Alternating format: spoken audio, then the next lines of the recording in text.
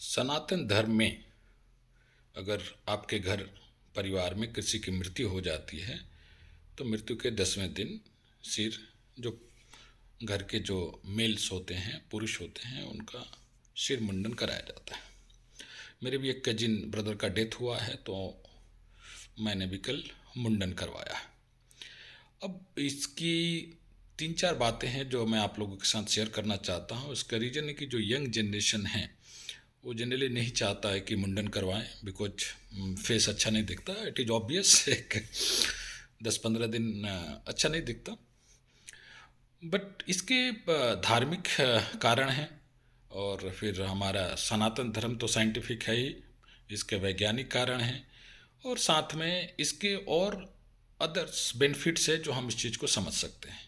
धार्मिक कारण है कि जो हमारी मान्यता है उस मान्यता के हिसाब से 10वें दिन जो है मुंडन कराया जाता है, बिकॉज आत्मा जो है हमेशा कोशिश करती है कि वो अपने लोगों से मिले और उसका मोह भंग नहीं होता। और ये सिर मुंडन के बाद से बेसिकली जो उसकी एक कनेक्टिविटी हो माना जाता है कि थोड़ा कम हो जाता है और आत्मा एक अपने आप को एक्सेप्ट करने लगती है कि वो मर चुकी है, शरीर उसका चला गया।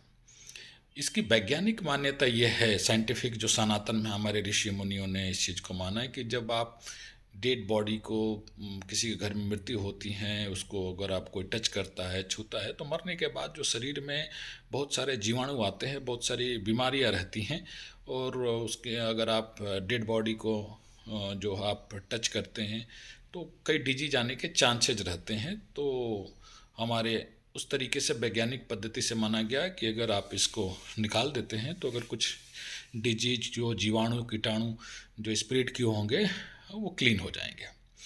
इसके अलावा मैं पर्सनली मानता हूँ कि मुंडन कराने के और भी कई फ़ायदे हैं। एक तो जो ये बाल झड़ने की समस्या है वो थोड़ी कम हो जाती है। बाल ही नहीं रहेंगे तो झड़ने का कोई चांस नहीं है, ठीक है ना। लाइटर नोट के अलावा क्या है कि जब आप मुंडन कराते हैं तो जो नए बाल आते हैं वो एक तो अच्छे होते हैं, स्ट्रांग होते हैं और नए डेफिनेटली नया नया क्रॉप्स आप समझ लीजिए, नए क्रॉप्स है तो डेफिनेटली वो अच्छा होगा।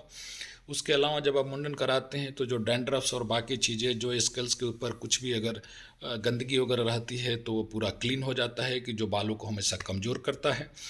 तो ये सारे जो है ना, और अभी आप इसको हो सकता है कि कभी कोई फुंसी वगैरह हो तो उसको भी अभी इसके बाद क्लियरली तरीके से क्योर किया जा सकता है। तो जब मुंडन कराएं तो उसके बाद थोड़ा सा जो बेसिक चीज़ें हैं उसका ध्यान करेंगे तो आपके जो बाल और मजबूत और चमकीले बाल आएंगे। हाँ, कुछ दिन डेफिनेटली परेशानी होती है और यंग जनरेशन चाहता नहीं कि उसका मुंडन हो और इसी वजह से गंजेपन की समस्या मेरा मानना है ज़्यादा है। मेरे फादर को बुढ़ापे तक सिर में बाल थे और वो मैं बाद में रियलाइज़ किया, क्योंकि जब भी गांव में किसी की मृत्यु हो जाती थी तो 10वें दिन मेरे फादर जो है मुंडन करा लेते थे। तो मैं बाद में रियलाइज़ किया कि नहीं, एक मेजर रीज़न था उनके बाल थे, क्योंकि उनके बाल साल में 1-2 बार, 2 बार, कभी कभी 3-3 बार जो है ना वो मुंडन करवा लेते थे और इस वजह से उनके नए बाल हमेशा आते गए और बाल के रिलेटेड जो भी कुछ उनके पास डैंड्रफ वगैरह होता वो क्लीन होते चले गए और इसी वजह से ज़्यादातर गाँव में लोगों के बाल जो हैं बुढ़ापे तक रहते हैं। और इसका एक और फ़ायदा है कि टेंशन में बाल बहुत झड़ते हैं, तो अभी अगर मैं टेंशन में लूँ तो झड़ने का कोई चांस नहीं है।